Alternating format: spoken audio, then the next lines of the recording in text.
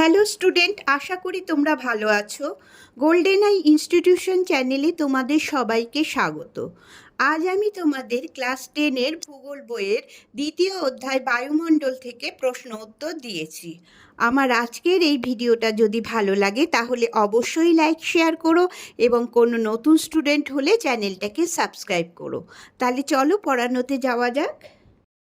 Class 10-এর ভূগোলের দ্বিতীয় অধ্যায় থেকে বহু বিকল্প ভিত্তিক প্রশ্ন উত্তর।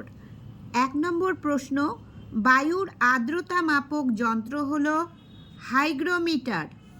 এটা দেখো 2017 সালের মাধ্যমিকের প্রশ্ন। 2 নম্বর, ঋতু পরিবর্তন দেখা যায় না। এই 4টি অপশনের মধ্যে হবে নিরক্ষীয় জলবায়ুতে।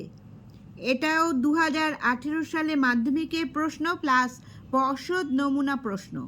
3 নম্বর, নিচের যেটি অধঃক্ষেপণের সঙ্গে যুক্ত নয় তা হলো, এখানে এটা হবে কুয়াশা। এটাও খুব ইম্পর্টেন্ট প্রশ্ন। 4 নম্বর, চরম আর্দ্রতা পরিমাপের একক হলো, এটা হবে গ্রাম প্রতি ঘনমিটার। 5 নম্বর, জলবায়ুর শ্রেণীবিভাগ করেন যে বিজ্ঞানী, তিনি হলেন কোপেন, বিজ্ঞানী কোপেন। 6 নম্বর, ভারতের বৃষ্টিপাতের অধিকাংশই হয় যে পদ্ধতিতে, তা হলো শৈলক্ষেপ বৃষ্টি, শৈলক্ষেপ বৃষ্টি। 7 নম্বর, 4 ভাগের 3 ভাগ মেঘে ঢাকা আকাশের চিহ্নটি হলো, এটা হবে হচ্ছে এই চিহ্নটা, লাস্ট চিহ্নটা। এটাও পর্ষদ প্রদত্ত প্রশ্ন এবং আগেও অনেক পরীক্ষায় এই প্রশ্নটা এসেছে। 8 নম্বর, সারা বছর রৌদ্রোজ্জ্বল আবহাওয়া থাকে, এটা হবে ভূমধ্যসাগরীয় জলবায়ু অঞ্চলে। এটাও পর্ষদ প্রদত্ত প্রশ্ন।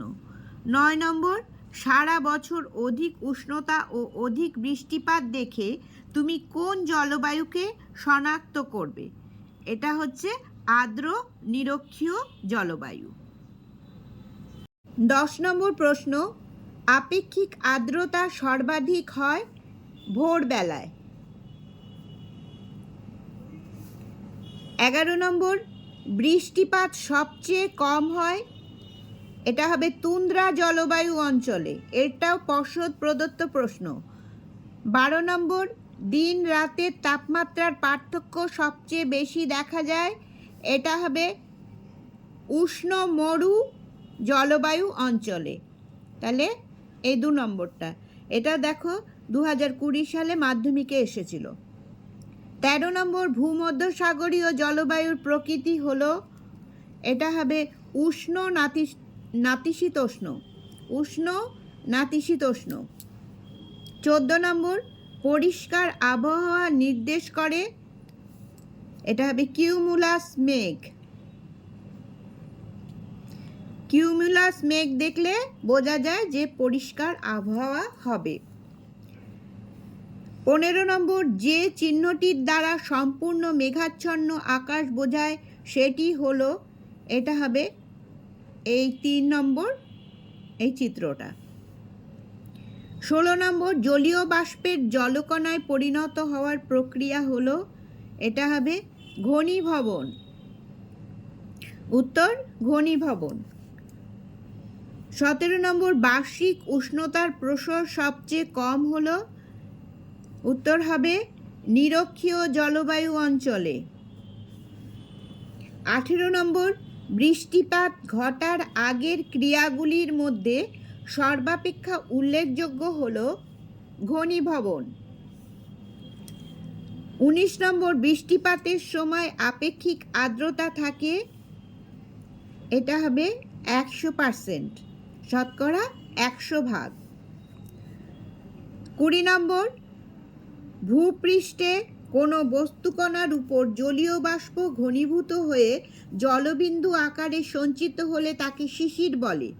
এটি সৃষ্টির কারণ হচ্ছে, দেখো অনেকগুলো অপশন আছে, অধিক আর্দ্রতা, শান্ত আবহাওয়া, মেঘমুক্ত রাত্রি, প্রদত্ত সবকটি ঠিক। এই তিনটে, এই আগের তিনটেই ঠিক, তাই জন্য এর উত্তরটা হবে প্রদত্ত সবকটি ঠিক।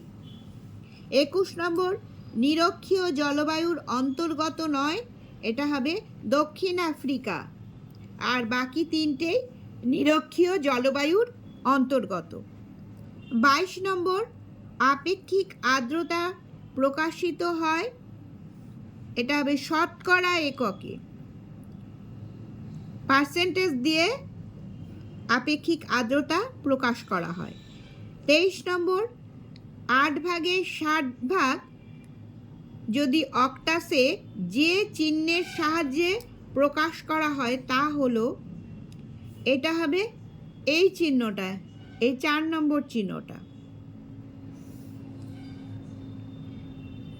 24 নম্বর, বাষ্পীভবন মাপার যন্ত্র হচ্ছে, এটা হবে ইভাপোরিমিটার।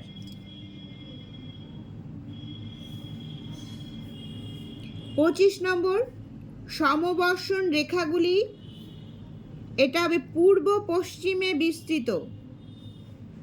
26 নম্বর, কালবৈশাখী ঝড়ের ফলে যে বৃষ্টিপাত হয় সেটি ঘূর্ণ বৃষ্টিপাত।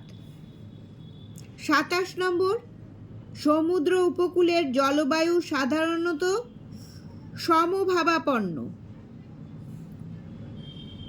28 নম্বর, আবহাওয়ায় যে বিশেষ অবস্থায় পরিচলন বৃষ্টিপাত হয় সেটা হচ্ছে তীব্র নিম্নচাপ। তীব্র নিম্নচাপ হলে তবেই পরিচলন বৃষ্টিপাত হয়। 29 নম্বর, পৃথিবীর সর্বাধিক উষ্ণ আর্দ্র জলবায়ু অঞ্চলটি হল নিরক্ষীয় জলবায়ু অঞ্চল। 30 নম্বর, আকাশে মেঘের বন্টন দেখাতে সমগ্র আকাশকে এখানে হবে 8টি ভাগে ভাগ করা হয়। স্টুডেন্টস, তাহলে আজ এই পর্যন্তই। তোমরা সবাই ভালো থেকো।